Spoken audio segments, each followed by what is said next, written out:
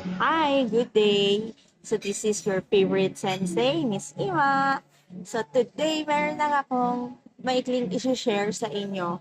So a day ago or 2 days ago, may nakitang white or color puti na monkeys or tinatawag ding albino monkey sa Sultan Kudarat. Now, I'm a little bit excited to share this kasi actually, though rare yung kulay puting unggoy, but the documentation of the albino monkeys is actually not that rare. Kasi sa Philippine history, mayroong documents na nagpo-prove na even during the Spanish colonial period ay na-document na yung mga albino monkeys or white monkeys. So, isang document nga dito is the Murillo Velarde map.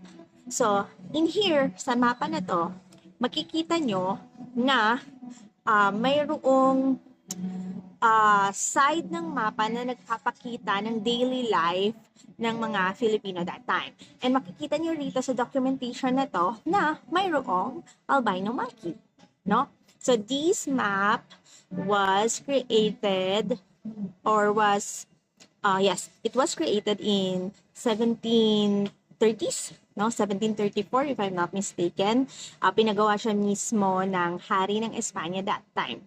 And dito nga makikita natin na mayroon ng documentation ang mga white monkeys. So yun lang naman, nothing that special. Pero again, I'm a little bit excited kasi nga historically is may documentation ang mga albino monkeys. Yun lang, bye-bye!